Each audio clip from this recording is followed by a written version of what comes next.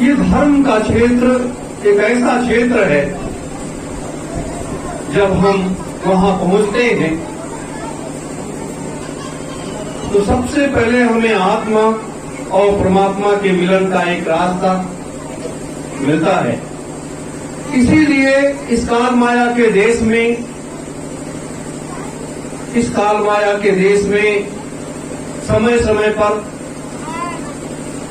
ऐसे सच्चे सद्गुरु महात्माओं का आगमन होता रहता है और वो जीवों की संभाल किया करते हैं और उनको रास्ता बताते रहते हैं और उनको अपने असली घर की पहचान कराते हैं। असली घर की पहचान इसलिए कराते हैं कि आप थोड़े दिनों के लिए इस मृतलोक में भेजे गए हैं। हमारे आप सबों के श्वासों की पूंजी का एक निर्धारण है कि जिस दिन श्वासों की पूंजी खत्म हो जाएगी उस दिन इस शरीर के अंदर जो जीवात्मा बैठी हुई है वो जीवात्मा अपने घर को चली जाएगी और ये हाड़ मांस का शरीर यहीं पर रह जाएगा। नाते रिश्तेदार परिवार के लोग ले जाकर के इसको शमशान घाट पर जला करके खा करके हमने इस मृतलोक में आने के बाद हमने कमाई क्या किया है,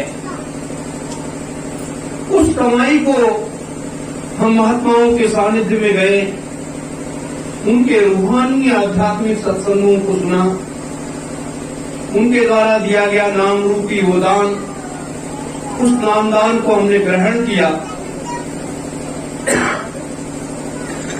मेरे धर्म प्रेमी गुरु भाई बहनों, यही जीवन की सबसे बड़ी मूल कमाई होती है जो इस जीवात्मा के साथ में चली जाती है। और ये धन दौलत, ये परिवार, ये नाते रिश्तेदार, ये सब यही रह जाते हैं।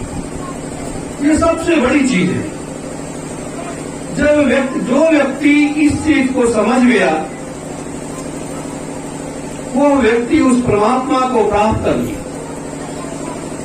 और इसको समझने के लिए हमें महात्माओं का सानिध्य चाहिए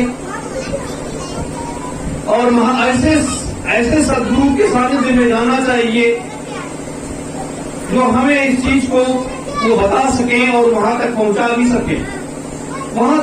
भी सके। जैसे अपने परम पूज्य स्वामी जी महाराज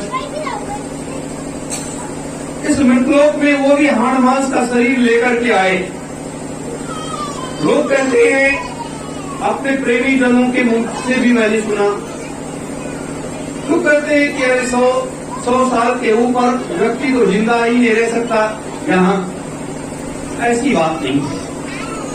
मैं कहता हूं कि ऐसे ऐसे उपाय हैं कि अगर आप चाह लें कि मुझे 10,000 वर्ष इस पृथ्वी पर रहना है तो आप 10,000 वर्ष इस पृथ्वी पर रह सकते हैं, लेकिन उसके लिए आपको वो उपाय करना पड़ेगा। और ये जिस महापुरुष की बात हम लोग करते हैं, जिस महापुरुष के सानिध्य में गए, वो महापुरुष इस मृतलोक में क्यों आए थे, किस लिए आए थे, उनका उद्देश्य क्या था, क्या है, स्वामी जी महाराज किस लिए इस मृतलोक में आए थे, ये हमें जानने की आवश्यकता थी। वो सतलोक से आए हुए वो अनामी महाप्रभु हैं, सतलोक से आए हुए वो अनामी महाप्रभु हैं जो इस मृतलोक की व्यवस्था को सुधारने के लिए आए थे। इस मृतलोक में एक ऐसी व्यवस्था कायम करने के लिए आए हैं कि वो व्यवस्था, जैसे ये 5,300 वर्षों में, कलयुग अभी ज्यादा दिन नहीं हुआ, 5,300 वर्षों में कई ऐसी शक्तियां आई। ईसा मसीह आए, मोहम्मद साहब आए, बुद्ध जी आए, कबीर साहब आए, पलटू साहब आए, नानक साहब आए, ऐसे हजारों संत महात्मा आए और आने के बाद उन्होंने संभाल किया, फिर चले गए और फिर स्थिति बिगड़ गई, फिर गए, फिर बिगड़ गई। इस तरीके से ये बनती और बिगड़ती चली गई। मैं इसलिए आपको बता रहा हूं कि हमें आपको अपने गुरु के बारे में समझना चाहिए कि हमारा वो सद्गुरु इसलिए इस मृतलोक में आया हुआ है। मेरे धर्म प्रेमी गुरु भाई बहनों, आज जब इस मृतलोक में इस व्यवस्था को सुधारने की आवश्यकता पड़ी। सतयुग में हरिश्चंद्र जी आए, त्रेता में राम जी आए, द्वापर में कृष्ण जी आए, तो वो लोग आए और अपना काम किया और चले गए। लेकिन जब से ये सृष्टि बनी, 84 लाख जीवों को जीव इस मृतलोक में उतारे गए, सारी व्यवस्था किया गया। उसके बाद क्या हुआ? कभी भी इसकी ऊपर हालिंग नहीं हुई, कभी भी इसकी सफाई नहीं हुई, कभी भी इसकी व्यवस्था नहीं की गई।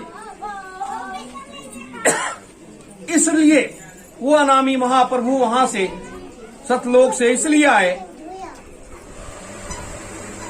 उनको आने की आवश्यकता इसलिए पड़ी कि जिस चीज को हमने बनाया है उस मृतलोक में चल करके देखें कि ये बार बार उसमें गड़बड़ियां क्यों आती हैं और बार बार मुझे लोगों को भेजना पड़ता है और ऐसी व्यवस्था अव्यवस्था फैल जाती है। तो ऐसी स्थिति में एक ऐसी व्यवस्था बना दिया जाए कि ये बार बार गड़बड़ी इस मृतलोक में ना आने पाए। ये वो सत्य है जिस सत्य को आज तक किसी ने नहीं बताया। परम पूज्य स्वामी जी महाराज ने हमें आपको रूहानी सत्संगों को सुनाया और ज्ञान रूपी गंगा में गोते लगवाए, सब कुछ बताया, सारी चीजें की, अपनी पहचान भी बताई। लेकिन लोगों ने अपने गुरु को ही नहीं पहचान पाए, तो आप किसको पहचान पाओगे? आप अपने को नहीं पहचान पाए, आप अपने गुरु को नहीं पहचान पाए, तो आप किसको पहचान पाओगे? सिर्फ मृतलोक की इस गणना को कर लिया कि ये मृतलोक में तो 100 वर्ष के ऊपर व्यक्ति जिंदा ही नहीं रह सकता। इसलिए हमारे गुरु महाराज जी आए थे और चले गए। मेरे धर्म प्रेमी गुरु भाई बहनों, ऐसी बात नहीं। अभी तो ये अपने गुरुदेव को, अभी इनको बहुत समय इस मृतलोक में रहना है, बहुत समय अभी रहना है। ये मान करके चलिए कि अभी अपने गुरु को लगभग 1000 वर्ष तक इस पृथ्वी पर रहना है, उसके पहले उनको जाना नहीं है। एक नारा अपने लोगों ने दिया, स्वामी जी महाराज ने दिया कि कलयुग में कलयुग जाएगा और कलयुग में सतयुग आएगा। 1000 वर्ष के लिए, पहले मैं वो आपको बताता हूं, 1000 वर्ष के लिए सतयुग आएगा। तो 1000 वर्ष के लिए सतयुग आया तो नहीं, 1000 वर्ष जो है सतयुग का राज्य शेष रह गया था। कब शेष रह गया था? सतयुग में जब माता अहिल्या के साथ में इंद्र ने एक बहुत बड़ा छल किया, तो गौतम ऋषि ने श्राप दे दिया कि जाओ तुम पत्थर हो जाओ। इंद्र को भी दिया और सबको श्राप दिया। तो वो पतिव्रता नारी थी और वो ध्यान में बैठ करके, जैसे वो ध्यान में बैठी और उनकी आंखों से अश्रुओं की धारा बहने लगी। महात्माओं, जो महात्मा ध्यान में बैठे हुए, उनकी सबकी हालत खराब होने लगी। ब्रह्मा विष्णु महेश की हालत खराब होने लगी कि अब क्या किया जा सकता है, ये तो बहुत बड़ा अनर्थ हो गया। महात्मा लोग भाग करके आए गौतम ऋषि के पास। उन्होंने कहा, है ऋषिवर, आप ये अपने श्राप को वापस ले लीजिए, नहीं तो ये पृथ्वी पर एक बहुत बड़ा भूचाल आ जाएगा जिसको रोक पाना असंभव है। इसका क्या दोष है? इस देवी का दोष क्या है? तो ऋषि ने कहा, हे महात्मागण, इस देवी का इतना दोष है कि अपने दिव्य उस तीसरे नेत्र का इसने प्रयोग नहीं किया और इसने पहचानने में भूल कर दी। मेरे प्रेमीजनों, लेकिन जब गौतम ऋषि अपने उससे बदले नहीं, अपने उससे जब वो नहीं बदले, लोगों ने रास्ता निकालना शुरू किया और वो महात्मा गण जाकर के ब्रह्मा जी के पास गए। ब्रह्मा जी ने कहा, इसका उपाय मेरे पास नहीं है। फिर ये हुआ कि अब ब्रह्मा जी और महात्मा सब भगवान विष्णु के पास गए। भगवान विष्णु ने कहा इसके लिए मेरे पास कोई उपाय नहीं है। फिर ये लोग भगवान शिव के पास गए। भगवान शिव ने कहा इसका उपाय है, मेरे पास तो नहीं है लेकिन आप लोगों के पास में है। तो महात्माओं ने कहा इसके लिए मुझे क्या करना चाहिए। तो भगवान शिव ने वो उपाय बताया, घोड़स उपाय उसे कहते हैं। और वो उपाय को जब बताया, कहा कि आप अपने तपोबल से सतयुग को 1000 वर्ष से ही रोक दीजिए और फिर अपने तपोबल से आप द्वापर को रोक दीजिए और फिर अपने तपोबल से आप त्रेता को लेकर के आइए। क्योंकि सतयुग के बाद द्वापर लगता, द्वापर के बाद तब त्रेता लगता, तब राम का अवतार होता, तब उसका माता अहिल्या का उद्धार होता। ये सब कहानी बड़ी लंबी है मेरे धर्म प्रेमी गुरु भाई बहनों। ये यहाँ से शुरू होता है, सतयुग का द्वार यहाँ से शुरू होता है और इस कलयुग के इस कहानी में जाकर के एंड हो जाता है। मेरे प्रेमी जनों, महात्माओं ने अपने तपोबल का प्रयोग किया और उसे रोक दिया और फिर त्रेता लेकर के आए। भगवान श्री राम का अवतार हुआ। अवतार होने के बाद ये सारी योजना बनी, सारा रास्ता बना और उसके बाद माता अहिल्या का उद्धार हो गया। तो वो 1000 वर्ष शेष था। जब वो 1000 वर्ष शेष था तो उसको स्वामी जी महाराज ने नारा दिया कि कलयुग में कलयुग जाएगा और कलयुग में सतयुग आएगा 1000 वर्ष के लिए। लेकिन जब स्वामी जी महाराज सिद्धाश्रम चले गए और वहां सतयुग, त्रेता, द्वापर और कलयुग के तमाम महात्मा आज भी वैसे बैठे हुए हैं। आप विचार करिए, सिद्धाश्रम और ज्ञानगंज में 3000 महात्मा ऐसे हैं जो सतयुग, त्रेता, द्वापर और कलयुग के बैठे हुए हैं, सात शरीर बैठे हुए हैं। वहां पर जाकर के उन्होंने ये सब एक लंबी योजना बनती है इस मृतलोक के कार्य को करने के लिए। ऐसे नहीं हो जाता है क्या आपने कह दिया, तीर चला दिया, आपने हो गया। ऐसे इतिहास नहीं बनते, ऐसे धर्म ग्रंथ नहीं बनते मेरे धर्म प्रेमी गुरु भाई बहनों। और वहां महात्माओं से मंत्रणा करने के बाद ये निर्णय लिया गया कि 3000 वर्ष के लिए सतयुग आएगा इस पृथ्वी पर और 2 लाख वर्ष के लिए संत युग आएगा। संत युग आएगा। 3000 वर्ष जब सतयुग पूरा कर लेगा तब उसके बाद 2 लाख वर्ष के लिए संत युग आएगा, संतों का युग आएगा। तो 2,03,000 वर्ष की व्यवस्था को बनाने के लिए परम पूज्य स्वामी जी महाराज सिद्धाश्रम में जाकर के वहां 19 के तपोबल से उनकी शक्ति को इकट्ठा करके और उनके द्वारा उस सारे कार्य को करवाया है। अब आप बताइए, कोई भी शक्ति जब आती है इस मृतलोक में, जब तक कचरे को साफ नहीं कर देती है तब तक वो जाती नहीं है। ये हर व्यक्ति को ध्यान रखना चाहिए मेरे धर्म प्रेमी गुरु भाई बहनों। तो ये कार्य अनामी धाम से आए हुए महाप्रभु जिन्हें हम सत्य पुरुष कहते हैं, वो 2,03,000 वर्ष की व्यवस्था को बनाने के लिए इस मृतलोक में आए हुए हैं। और जब तक 2,03,000 वर्ष की व्यवस्था इस मृतलोक में बन नहीं जाएगी तब तक वो जाने वाले नहीं हैं।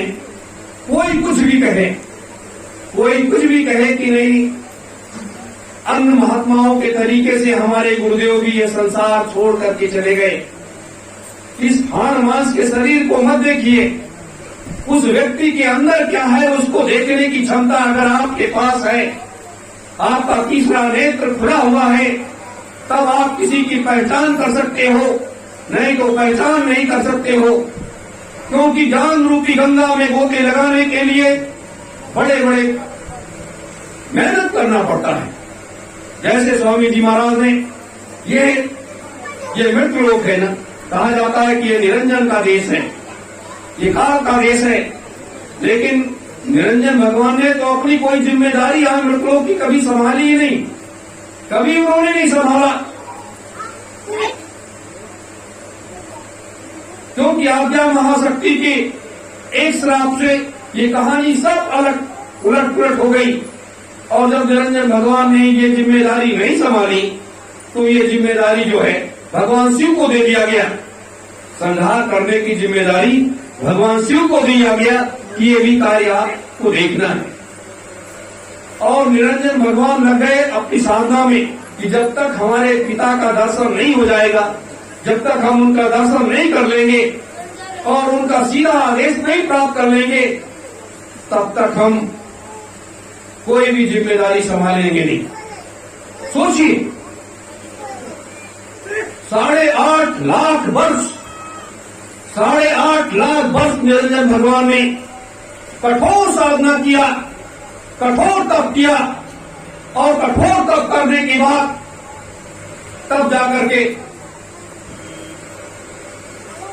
परम पुरुष, सत पुरुष भगवान प्रसन्न हुए और उन्होंने इस मृतलोक में आने का न्योता दे दिया कि हम इस मृतलोक में आ रहे हैं और आप मुझसे मिलिए। मेरे धर्म प्रेमी गुरु भाई बहनों, ये सब एक रहस्यमयी खेल है और इस खेल को जब आप जान जाओगे तब आपके समझ में आएगा कि कहां से कौन सा खेल कहां से शुरू हुआ है। इसीलिए स्वामी जी महाराज ने जो हम लोगों को 5 नाम दिया, 5 नाम में प्रथम, जबकि अपने सनातन हिंदू धर्म में ओम को प्रथम मर्यादा दिया गया है, प्रथम शब्द हम ओम का प्रयोग करते हैं, लेकिन स्वामी जी महाराज ने प्रथम शब्द पर निरंजन का नाम लिया, निरंजन का नाम लिया। उस 5 नामों में पहला नाम निरंजन का है मेरे प्रेमी जनों। तो इसलिए जैसे हम जय गुरुदेव करके उसके बाद इस शब्द को प्रयोग करते हैं 5 नामों में, तो ये सब एक ऐसी चीज है जो, तो ये धर्म का क्षेत्र है और शक्तियों की आवश्यकता पड़ती है। जैसे बहुत से लोगों का, जहां जितने भी लोग बैठे, हमारी माताएं, बहनें, बच्चियां, बड़े बुजुर्ग बैठे हैं, जैसे अभी दीदी माँ बोल रही थी नेताजी के बारे में, राजेश भाई बोल रहे थे नेताजी के बारे में। ये मृतलोक का परिवर्तन जो होता है एक से नहीं होता, हजारों शक्तियों की आवश्यकता पड़ती है, हजारों शक्तियों की आवश्यकता पड़ती है। और जब हजारों शक्तियां इकट्ठा होती हैं तब उन शक्तियों को इकट्ठा करने के बाद तब ये परिवर्तन का कार्य शुरू होता है। जैसे नैमिषारण्य में जब इस पृथ्वी की संरचना होने लगी, जब इस मृतलोक की, इस पृथ्वी की संरचना होने लगी, तब उस समय एक योजना उसी समय बनी कि एक जगह ऐसी सुरक्षित रखी जाए जो सबसे अलग हो, जो सबसे अलग हो। सोचिए कि इस अनामी महाप्रभु के आने का संकेत की व्यवस्था पहले से की गई।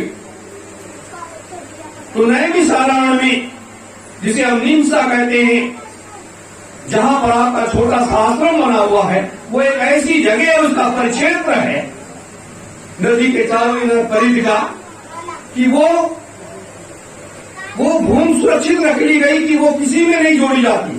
तीनों लोकों में उस भूमि का सबसे बड़ा महात्म का वर्णन किया गया है कि तीनों लोकों में उस भूमि का वर्णन है कि वह सबसे उच्च कोटि की भूमि है और उसमें किसी का कोई अधिकार नहीं है। सिर्फ वहां पर सच्चे महात्माओं का, सच्चे सिद्ध पुरुषों का, योगियों का, फकीरों का, वो वहां अपने कार्य को, वो किसी तीर्थ स्थल में वो जगह नहीं आती है, वो किसी भी तीर्थ स्थल में नहीं आती है।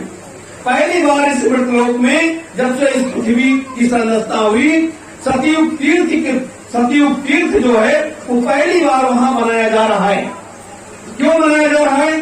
कि वहां पर युग परिवर्तन, सतयुग स्थापना महायज्ञ, जिसे हम चौथा महायज्ञ कहते हैं, जिसे हम चौथा महायज्ञ कहते हैं, स्वामी जी महाराज का वो चौथा महायज्ञ अभी नहीं हुआ है। तो वो चौथा महायज्ञ उसी भूमि पर, वहां उस परिधि में होगा। और कौन आएगा? परम पूज्य स्वामी जी महाराज, संत सम्राट जी महाराज के साथ में 3000 महात्मा जो सिद्धाश्रम ज्ञानगंज में बैठे हुए हैं, वो साथ में आएंगे, साथ में आएंगे। उसके बाद 1001 यज्ञ कुंड बनाया जाएगा, वो भी व्यवस्था जल्दी काम शुरू हो जाएगा बनने का। दूसरी तीसरी चीज, 3 महीने तक यज्ञ चलेगा, 8 घंटे रोज यज्ञ होगा। ये सारी व्यवस्था, ये बहुत लंबी व्यवस्था है। और ऐसा क्यों किया जा रहा है? ये भी जान लीजिए आप लोग, मेरे धर्म प्रेमी गुरु भाई बहनों, जब इस मृतलोक में जब ये व्यवस्था कलयुग का राज आ गया, सारी व्यवस्था इधर उधर होने लगी, तब ब्रह्मा विष्णु महेश ने विचार किया कि आगे क्या किया जाए। आने वाला समय जो कलयुग का है ये तो और भयानक होगा। और फिर जब अनामी महाप्रभु इस मृतलोक में आएंगे तो उस समय शक्तियों की आवश्यकता पड़ेगी, और वो शक्तियां किसी कलयुग में जब वो आएंगे, उनका आगमन होगा, उनकी व्यवस्था होगी और वो महायज्ञ, तो उस समय लोगों के पास वो शक्तियां नहीं होगी, तो उस शक्तियों की तो 88,000 लोगों को इकट्ठा किया गया, हमारे आपके घरों जैसे लोगों को निकाला गया और भगवान शिव को जिम्मेदारी दी गई। भगवान शिव को जिम्मेदारी दी गई कि आप इनको नामदान दीजिए, नामदान दीजिए। नामदान देने के बाद वहां देवताओं की ड्यूटी लगाई गई, और उसके बाद नवरात्रि माता, जिसको हम कहते हैं नव दुर्गा, उन माताओं की जिम्मेदारी दी गई कि आप इनको अपना पुत्रवत इनका लालन पालन करेंगी। और वो महात्मा लोग ऐसे 72 घंटों तक, 72 वर्षों तक बैठ गए, ऐसे शरीर तक न हिला उनका, 72 वर्षों तक समाधिस्थ हो गए और अपनी साधना में लीन हो गए। जब 72 वर्ष पूरा हुआ तब भगवान का, परमात्मा का, प्रभु का, जिसका भी कहे, उनका आगमन हुआ और उन्होंने कहा है महात्माओं, ऐ ऋषियों आपको क्या चाहिए। तब ऋषियों ने अपने आंख को खोला और कहा कि हे प्रभु, हम ये चाहते हैं जब आप इस घोर कलिकाल में आपका अवतार हो तो एक ऐसा महायज्ञ वहां पर करें जो भूते न भविष्यते, जो न किसी युग में हुआ है न आगे किसी युग में होगा। एक ऐसा महायज्ञ करें। फिर उसके बाद ऋषियों ने तथास्थ कर दिया, परमात्मा ने तथास्थ कर दिया, ऐसा ही होगा। फिर ऋषियों ने कहा कि हे प्रभु, हम ये चाहते हैं कि हम ऋषिगण अपनी सारी शक्तियों को इसी भूमि के अंदर समाहित कर देते हैं, इसी भूमि के अंदर समाहित कर देते हैं, और जब आपका आगमन होगा, जब आपका इस मृतलोक में आगमन होगा, तो ये शक्तियां आप लोगों में समाहित कर देना, और उनके अंदर वो शक्ति का संचार हो जाएगा और उनसे बड़े से बड़ा काम हो जाएगा। फिर आप उनसे वो सारा कार्य कर लेना। अब आप फिर उसके बाद 3 साल तक महात्माओं ने वहां पर एक यज्ञ किया, एक ऐसा यज्ञ कि उस यज्ञ कुंड से एक ज्योति का प्रकाश निकाल दिया, ज्योति का प्रकाश निकाल दिया। 24 घंटे वो प्रकाश निकलता रहता था, ज्योत निकलती रहती थी। और इस मृतलोक के कार्य के लिए वहां लोग जाते थे, महात्मा लोग बैठते थे, अपना मंत्रों को सिद्ध करते थे और सीधे वो ब्रह्मा विष्णु महेश के पास चले जाते थे। तीनों लोकों में घूम करके दर्शन करके वो चले आते थे। लोग जाने लगे, वहां बैठने लगे, सारी चीजें होने लगी। लेकिन जब मुगलिया सल्तनत आई, जब मुगलों का साम्राज्य आया, तो औरंगजेब ने वहां बहुत कुछ किया जिससे वो ज्योति बुझे। जानवरों को काट के डलवा देना और क्या क्या करना, सालों लग गया उसको उस ज्योति को बुझाने। मेरे धर्म प्रेमी गुरु भाई बहनों, तो आज उसी जगह पर युग परिवर्तन, उसी जगह पर युग परिवर्तन, सतयुग स्थापना महायज्ञ की धर्म ध्वजा को लगाया गया है। संसार में कोई, संसार की बात मैं करता हूं, इस मृतलोक की बात करता हूं, कि कोई भी व्यक्ति ऐसा है जो उस ध्वज को चैलेंज कर सके कि हम चौथा महायज्ञ करेंगे, हम सतयुग को इस धरा पर उतार लाएंगे, हम इस सतयुग को इस धरा पर उतार लाएंगे। है कोई? मेरे धर्म प्रेमी गुरु भाई बहनों, ये अपने गुरुदेव की कृपा है, वो उन्हीं के द्वारा सारा कार्य होना है। दूसरी चीज, सतयुग, त्रेता, द्वापर, कलयुग, इन तमाम युगों को अनादिकाल आदिकाल के भी तमाम ऐसे आज भी 7 शरीर वो जीवात्माएं मौजूद हैं, जिनका भी तो उद्धार करना है। वो सब इस महायज्ञ में इकट्ठा होंगे, उनका भी उद्धार होना है, उनको भी ये शरीर छोड़ करके जाना है। कि सबका अपना संकल्प था कि जब तक हम अपने सत्पुरुष का, अपने परम पुरुष का दर्शन, अपने पिता का दर्शन करने लेंगे, जब तक हम जाएंगे नहीं। मेरे धर्म प्रेमी गुरु भाई बहनों, ये सब और जितनी भी जीवात्माएं प्रेत रूप में, जितनी भी जीवात्माएं आज भी लोगों का उद्धार नहीं हुआ, वो प्रेत के रूप में इसमें विचरण करती हैं, उन प्रेत आत्माओं का भी तो उद्धार इस महाप्रभु को करना है। तो ये जो महायज्ञ है, एक अद्वितीय महायज्ञ, भूते न भविष्यते, न ऐसा कभी हुआ है, न आगे कभी होगा इस लोक में। 2,03,000 वर्ष के बाद की बात अलग है। तो ये व्यवस्था 2,03,000 वर्ष की व्यवस्था को बनाने के लिए परम पूज्य स्वामी जी महाराज का आगमन हुआ और हमेशा इस मृतलोक में काल और दयाल दो महाशक्तियां हमेशा इस मृतलोक में रही हैं, हमेशा रही हैं। मेरे धर्म प्रेमी गुरु भाई बहनों, इसलिए इन शक्तियों को हमें समझना होगा, हमें पहचानना होगा कौन क्या कर रहा है। 1,03,00,000 महात्मा, 1,03,00,000 महात्मा इस भारत वर्ष में सनातन हिंदू धर्म में और बौद्ध धर्म, जैन धर्म, यहूदी धर्म, ईसाई धर्म, मुस्लिम धर्म, तमाम पंथ मत मतांतर में तमाम साधु संत हैं मेरे प्रेमी जनों। लेकिन उनमें वो कौन क्या कर रहा है उससे कोई लेना देना नहीं है। हमारा लक्ष्य क्या है, हमारा उद्देश्य क्या है, हमें तो सबसे आशीर्वाद लेना है, सबके पास जाना है और उससे मिलकर के अगर उनके पास कोई शक्ति है, कोई पावर है तो वो ले लेना है और उसके बाद अपने कार्य की तरफ आगे बढ़ जाना है। मैं आपको इसलिए इसे बता रहा हूं कि ये मानव का शरीर जो मिला है ये बड़ी अमोलक वस्तु है, ये बार बार नहीं मिलती है। पता नहीं कितने जन्मों से, पता नहीं कितनी योनियों में गुजरने के बाद तब हमें आपको ये मनुष्य का शरीर मिला है और इस मनुष्य के शरीर को मिलने के बाद हम अगर इस तमाम उसमें फिर इसे बिता दें और फिर हमें फिर उसी तरीके से विचरण करना पड़े, पुनः हमें मनुष्य का शरीर न मिले या हमें आराम न मिले, तो ये आत्मा रूपी जीव जो है, इस आत्मा रूपी जीव को पकड़ करके और इसको परमात्मा में विलीन कर देना है। यही एक सबसे बड़ी चीज है मेरे धर्म प्रेमी गुरु भाई बहनों।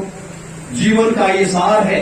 आज हम आप देख रहे हैं देश और दुनिया में क्या हो रहा है। अपने स्वामी जी महाराज ने 60 वर्षों तक अथक मेहनत किया, बड़े बड़े काफिले निकाले, बड़े बड़े कार्यक्रमों का आयोजन हुआ और इतना अथक मेहनत करने के बाद भारत ही नहीं पूरी दुनिया को जगाने का हर संभव प्रयास किया। कितने लोग जागे कितने लोग नहीं जागे वो अलग बात है, लेकिन आज जैसा अपना परिवार था जिसको देख करके लोग कहते थे कि ये सफेद बख्तदारी महात्मा ही दुनिया में एक बदलाव लाएगा, सभी धर्मों के लोग कहते थे, चाहे वो मुस्लिम धर्म के हो, चाहे जैन धर्म के, कोई भी धर्म के हो, सब कहते थे। लेकिन जब स्वामी जी महाराज का ये रहस्यमयी खेल हुआ और इस रहस्यमयी खेल को देख करके लोग भौचक्के रह गए और भौचक्के रह गए और गुरु के सानिध्य में रहने के बाद गुरु के चरण की रज को लगाने वाले लोग क्या स्थिति बदल गई। क्या हुआ अपने परिवार में, परिवार अपना इधर का उधर हो गया, इधर का उधर हो गया। लेकिन अपने उस परिवार को हमें आपको इकट्ठा करना,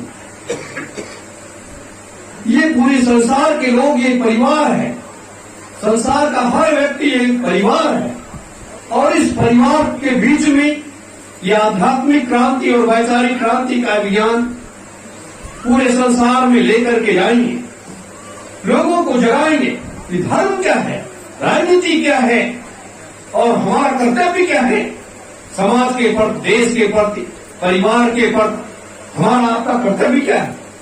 उस कर्तव्य का बोध जो है आज हमारे संत महात्मा गण नहीं बताते कि आपका कर्तव्य क्या है, आप किस कर्तव्य के लिए इस मृतलोक में आए हो, आपको क्या करना चाहिए। आज जरूरत उन चीजों की है आज भटकने की जरूरत नहीं है। जिन लोगों को नामदान मिल गया उनको तो वो अमोलक वस्तु मिल गई, अमोलक वस्तु गुरु के द्वारा दी गई मिल गई। लेकिन लोगों को सोचना चाहिए कि अपने गुरुदेव ने तो वंश से लुटाया, दोनों हाथों से लुटाया, खूब पशु पक्षियों ने लूटा, जीव जंतुओं ने लूटा, पेड़ पौधों ने लूटा।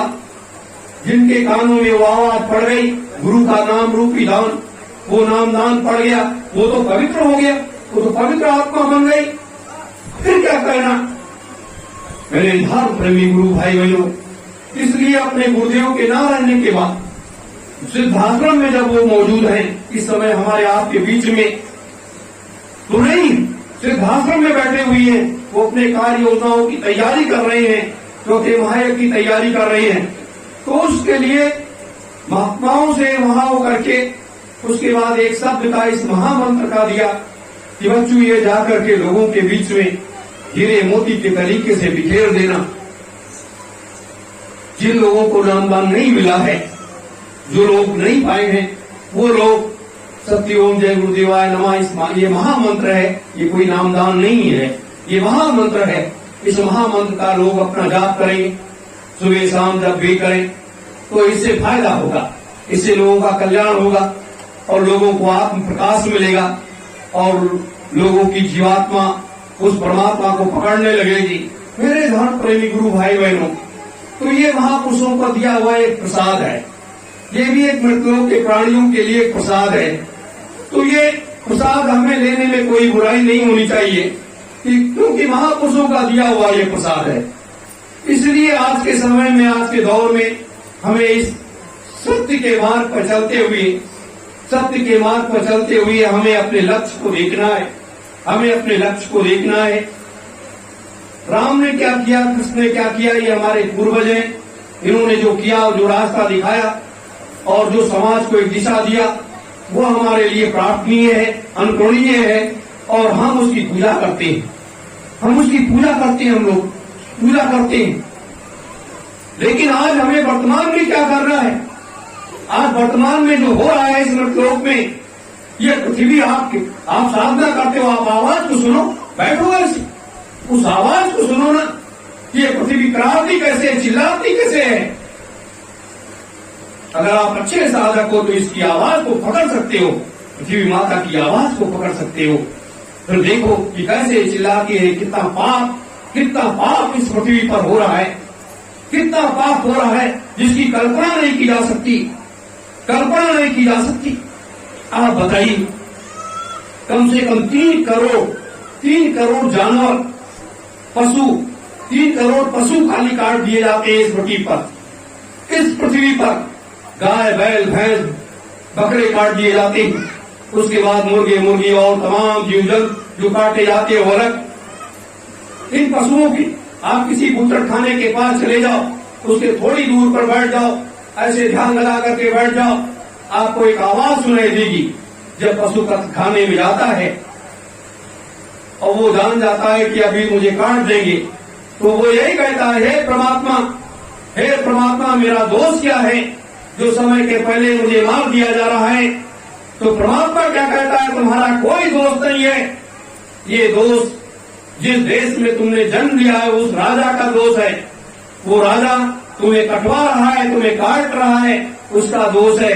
परमात्मा क्या करता है कि उसके कष्टों को हर लेता है, उसको किसी प्रकार का कोई कष्ट नहीं होने देता और उस पशु को जिसको काट दिया गया उसको मनुष्य के रूप में, परमात्मा मनुष्य के रूप में इस मृतलोक में भेज देता है। ये परमात्मा करता है, ये सारी व्यवस्था होती है। मेरे धर्म प्रेमी गुरु भाई बहनों, तो ये पृथ्वी पाप से बोझी हो गई है। ये क्या क्या हो रहा है इस पृथ्वी पर आपको नहीं मालूम है, लेकिन हमें मालूम है। हम उस दर्द को समझते हैं, उस दर्द को समझते हैं और इस मानव कल्याण के लिए अपने गुरु के श्री चरणों में समर्पित कर देना ही इस हाड़ मांस के शरीर की क्या उसे, इस हाड़ मांस के शरीर ये जो जब तक है गुरु के कार्य के लिए समर्पित रहना चाहिए। क्योंकि गुरु का कार्य जब पूरा होगा, हर युग में तो हर युगों में गुरु ने काम किया है, किसी दूसरे ने नहीं किया, या मजहब जो कि किसी दूसरे ने किया। मेरे धर्म प्रेमी गुरु भाई बहनों,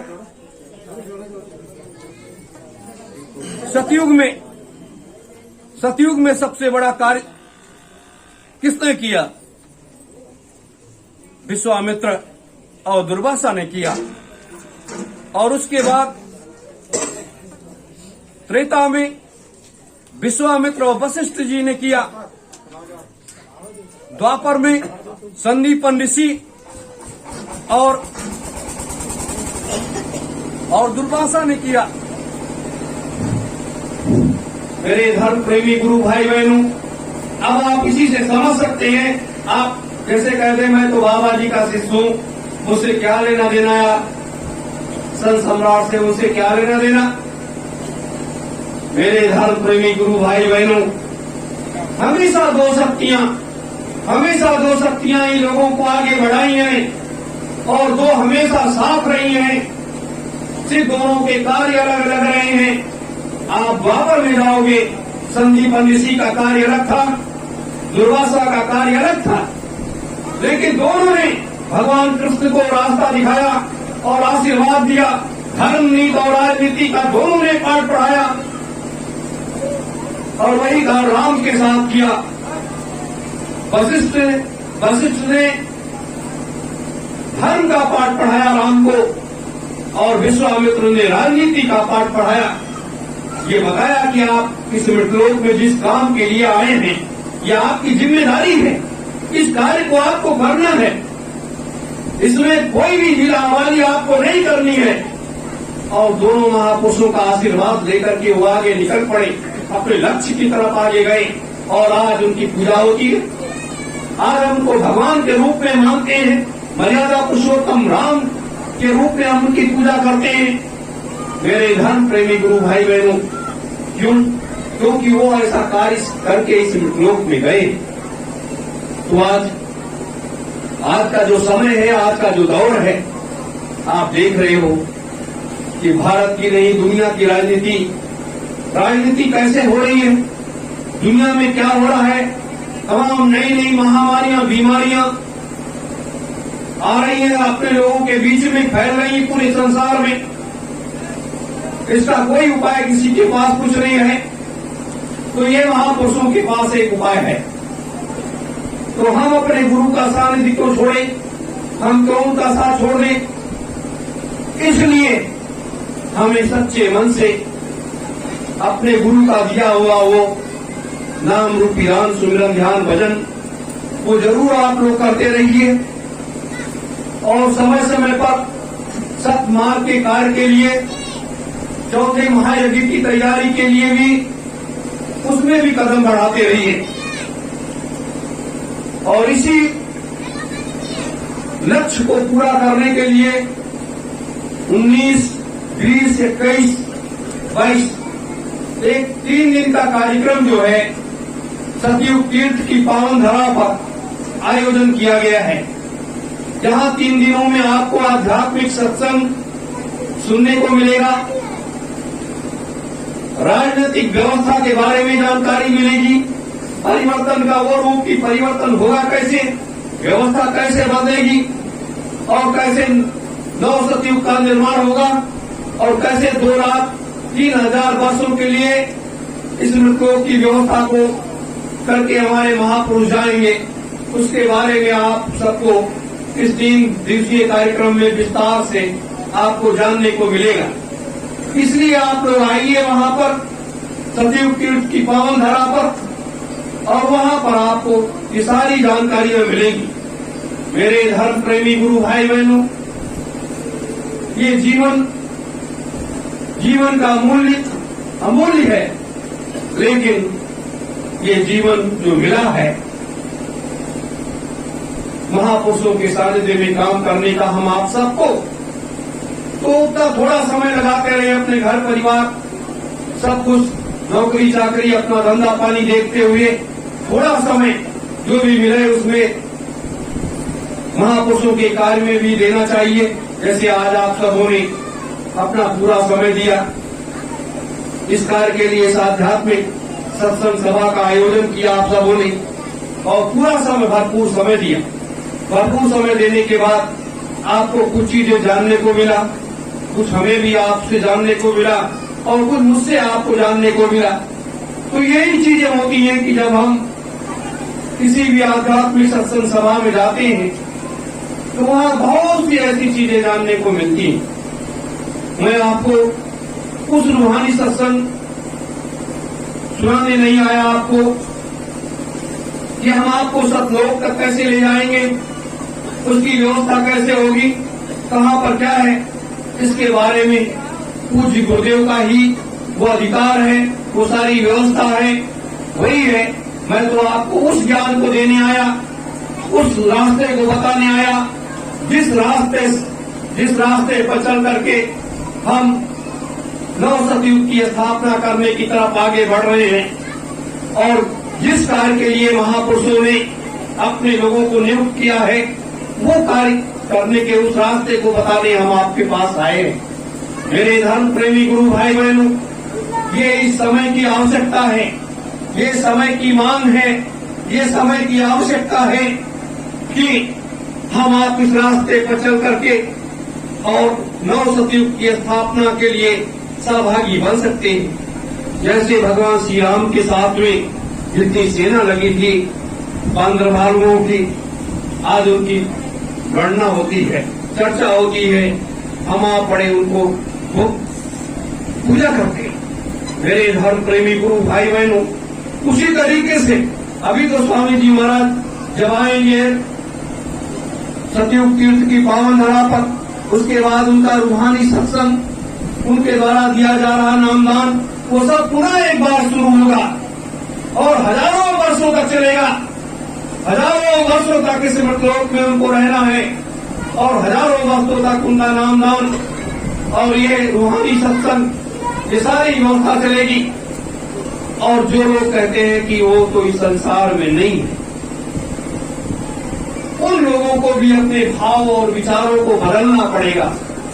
अपने भाव और विचारों को उस समय बदल लेना पड़ेगा जैसे ये सूर्य निकलता है, लालिमा दिखाई देती है और उसके बाद धीरे से प्रकाश फैल जाता है। उसी तरीके से परम पूज्य स्वामी जी महाराज, संत सम्राट जी महाराज के आगमन होने पर पूरे संसार में प्रकाश फैल जाएगा। जब पूरे संसार में प्रकाश फैल जाएगा, उजाला ही उजाला दिखाई देने लगेगा, अंधियारा जब छट जाएगा, तब लोग कैसे कहेंगे कि ये तो भाई अंधियारा है, ये तो अंधियारा है, कैसे कहेंगे लोग? अगर वो लोग कहेंगे तो लोग उनकी बात को मानेंगे नहीं। तो ये कर्म क्षेत्र है, ये रण क्षेत्र है, तो ये धर्म का रण क्षेत्र है और इस धर्म के रण क्षेत्र में हम आप आगे अपने कदम को आगे बढ़ा रहे हैं। मेरे धर्म प्रेमी गुरु भाई बहनों, एक बात और आपको बताएं, शक्ति की, उसके बाद विराम देंगे। आप लोग भी काफी समय से बैठे हो। द्वापर का जब युग आया, जब कृष्ण का अवतार हुआ, तो राधा और कृष्ण के प्रेम के चर्चे तमाम होते हैं, आज भी होते हैं, लेकिन प्रेम का रूप अनेक होता है। प्रेम का रूप जो होता है वो अनेक होता है। राधा एक शक्ति थी, एक देवी शक्ति थी और वो देवी शक्ति ऐसी शक्ति को इस लोक में उतारा गया था जो अपनी साधना, अपने तपोबल को करके और कृष्ण को वो ट्रांसफर करती रहे, कृष्ण को वो भेजती रहे। तो ये स्थिति आई क्योंकि परम पुरुष ये जानते थे भगवान विष्णु को जब इस लोक में भेजा जाता है कि वहां जाकर के उनके अंश को दबाता है काम करने के लिए, तो क्या होता है कि लोग अपनी शक्तियों को छुपाते हैं कि ये शक्तियां जो हैं, हमारी शक्तियां छीड़ हो जाएंगी तो पुनः जब हम अपने लोग जाएंगे तो वहां फिर मुझे काफी मेहनत करना पड़ेगा, तब वो शक्ति मुझे प्राप्त होगी। इसलिए पहले से उसकी व्यवस्था कर दिया जाता है। तो राधा एक देवी शक्ति थी, तो राधा जितना भी साधना करती थी और जब वो साधना पूर्ण हो जाता था उसका, संकल्प साधना उसका होता था। तो वो क्या करते थे कि अपने दोनों वक्ष स्थलों से उस शक्ति का ट्रांसफर भगवान कृष्ण के मुख में कर देती थी। कहां से? कृष्ण वहां द्वारिका में बैठे हुए हैं और ये यहां मथुरा में बैठी हुई है, जहां से अपने शक्ति का ट्रांसफर वो करती थी। और इसीलिए दूसरी चीज, सुदामा जी महाराज, उनको भी इसलिए लगाया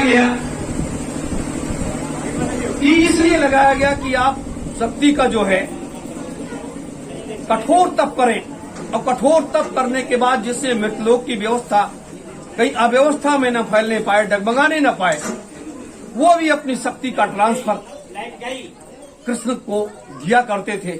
और इसके बारे में जब द्वारिका पहुंचे सुदामा जी महाराज, तो वहां पर जो है उन्होंने क्या किया कि उस शक्ति को रात रात में उस शक्ति के बारे में भगवान कृष्ण ये जान रहे थे सुदामा जी महाराज से कि प्रभु ये क्या है, ये कौन सी लीला खेली जा रही है। तो इस खेल को खेलने के लिए बड़े बड़े इसके राज रहस्य हैं।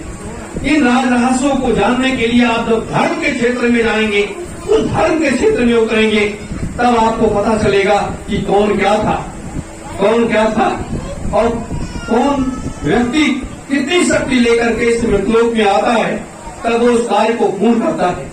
आज ये जैसे चौथा महायज्ञ है, युग परिवर्तन सतयुग स्थापना महायज्ञ जिसे हम कहते हैं, चौथा महायज्ञ है। तो अब निमसा के उस आदि गंगा माता गोमती के तट पर जो ये महायज्ञ होने जा रहा है, 88,000 ऋषियों की वो शक्ति पहले से जो इकट्ठा की गई वो शक्ति, प्लस उसके बाद अन्य इस मृतलोक में कहा गया कि एक एक कोष पर एक एक सती और एक एक सूर का मतलब एक एक शक्ति का दूसरा रूप पुरुष जो है वो भी महात्मा ही होता है, लेकिन उसके वस्त्र महात्मा के नहीं होते। वो गृहस्थ महात्मा होते हैं जिनको कोई नहीं जानता। तो एक एक कोष पर आज भी सती और सूर ऐसे बैठे जिनके पास अपार शक्तियां हैं। तो उन शक्तियों को इकट्ठा करने के बाद तब ये इतना बड़ा महायज्ञ की व्यवस्था हो रही है। और जो लोग ये कहते हैं कि नहीं भाई चौथा महायज्ञ हम करेंगे, उनका भी स्वागत है। अगर वो करके दिखा दें तो बहुत अच्छी चीज है, बहुत अच्छी बात है। लेकिन बिना गुरु के कोई भी व्यक्ति इस महायज्ञ को कर नहीं सकता है, क्योंकि ये महायज्ञ ये पूर्व से निर्धारित है और उसकी योजना, उसकी व्यवस्था के बारे में सबको इसकी जानकारी नहीं है कि कैसे ये महायज्ञ होगा, कौन से मंत्रों का प्रयोग होगा, कैसी इसकी व्यवस्था होगी। मेरे धर्म प्रेमी गुरु भाई बहनों, तो ये सारा कार्य आगे जो इस संसार की व्यवस्था को बदलने का एक नया रूप तैयार हो रहा है, एक नया आरेख रास्ता खींचा जा रहा है पूज्य स्वामी जी महाराज के द्वारा। तो ये सारी व्यवस्था हो रही है। इसके लिए हम आप की भी जिम्मेदारी बनती है कि हम आप सब लोग भी अपने कदम को आगे बढ़ाएं और थोड़ी सी राजनीतिक चर्चा करने के बाद हम फिर अपने शब्दों को विराम देंगे। आज वर्तमान में भारतवर्ष में जो राजनीतिक उथल पुथल मचा हुआ है, लोगों में विघटन और बिखराव की स्थिति जो उत्पन्न हो रही है, उसको देखते हुए सत्ययुग जय गुरुदेव सत्ययुग तीर्थ की तरफ से कहें या भारतीय सुभाष सेना की तरफ से कहें, एक वर्तमान उत्तर प्रदेश में एक उत्तर प्रदेश विकास संकल्प पत्र जारी किया जाएगा अभी 10, 11, 15 तारीख में। तो उसको आप पढ़ेंगे कि प्रदेश या देश की व्यवस्था कैसे सुधारी जा सकती है और कैसे देश और दुनिया में अमन चलाया जा सकता है। तो ये इसको क्यों किया गया? क्योंकि आध्यात्मिक क्रांति और वैचारिक क्रांति, धर्म में गड़बड़ी आ गई है तो तो उस धर्म के क्षेत्र को भी सुधारने का काम अपने लोगों को करना है। राजनीतिक क्षेत्र में गड़बड़ियां आ रही हैं तो उसको भी सुधारने का काम अपने लोगों को करना है। तो दोनों कार्य को सुधारने की तरफ हम आप आगे बढ़ रहे हैं और मजबूती के साथ बढ़ रहे हैं। यह नहीं कि उसमें कोई पोल है, पोल नहीं है, वो इतना मजबूत है कि कदम से कदम आगे बढ़ाते चलेंगे, कारवां जुड़ता चला जाएगा। अभी तो मालिक की इतनी दया है अपने लोगों पर, अभी वो आदेश नहीं मिला, अभी वो आदेश नहीं मिला मालिक का कि आप हिंदुस्तान या दुनिया में दौड़ जाइए। और जिस समय देश और दुनिया में दौड़ने की स्थिति आ जाएगी, ये पूरा देश आपके साथ खड़ा हो जाएगा, पूरी दुनिया के लोग खड़े हो जाएंगे। और वो समय जल्द आ रहा है जब सतयुग तीर्थ की पावन धरा पर संसार के लोग, सभी धर्मों के लोग, सभी धर्मों के लोग आकर के मत्था टेक देंगे। वो समय आ रहा है। मेरे धर्म प्रेमी गुरु भाई बहनों, याद करो स्वामी जी महाराज ने कहा था, एक समय ऐसा आएगा जब सब धर्मों के लोग एक झंडे के नीचे आकर के खड़े हो जाएंगे। वो समय आ रहा है, वो समय आ रहा है मेरे धर्म प्रेमी गुरु भाई बहनों। लायक और नालायक दो तरीके से पुत्र होते हैं। लायक वो होता है जो अपने पूर्वजों की बनाई हुई संपत्ति या पूर्वजों की बनाई हुई व्यवस्था को बिगड़ने नहीं देता है, और एक नालायक पुत्र होता है जो अपनी ही बनाई, अपने बाप की बनाई हुई व्यवस्था को ही बिगाड़ देता है। मेरे धर्म प्रेमी गुरु भाई बहनों, बस इन्हीं शब्दों के साथ आप सभी धर्म प्रेमी गुरु भाई बहनों को सादर सत्य ओम जय गुरुदेव। अगर कोई गलती हो गई हो तो अपना छोटा भाई बेटा समझ करके माफ कर देना। सत्य ओम जय गुरुदेव।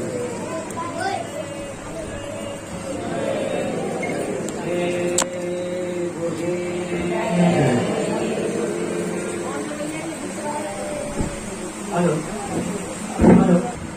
अभी आपके बीच में योगी राज भैया जी ने आपको स्वामी जी महाराज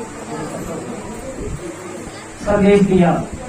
7वें महायज्ञ के लिए आपको अवगत कराया। 1000 ब्राह्मण पुत्र बनेगा, 3000 महात्मा स्वामी जी महाराज के साथ आएंगे, 88,000 ऋषि मुनि जमीन से आएंगे, 3 लाख महात्मा पूरे भारत में जमीन के अंदर से आएंगे। ये सारे महात्मा इकट्ठे हो रहे होंगे जब स्वामी जी महाराज आएंगे उनका दर्शन करने के लिए, महायज्ञ में सम्मिलित होने के लिए। लेकिन सबसे बड़ी बात आ रही है इस दृष्टि पर, अभी भैया ने बताया कि लोकतंत्र की व्यवस्था के लिए स्वामी जी महाराज ने दूरदर्शी बनाई, लोगों ने साथ नहीं दिया, घूम जो तक बनाया साथ नहीं दिया। तब जाकर के स्वामी जी महाराज ने कहा कि काल के हाथ में भाग दो दे दूंगा। फिर बच्चों तुम्हें मजबूरी में मेरी बात को सुनना ही पड़ेगा, मजबूरी में सुनना पड़ेगा। इसलिए स्वामी जी महाराज ने ये ट्रांसफर कर दिया मन, और भारतीय सेना ने महान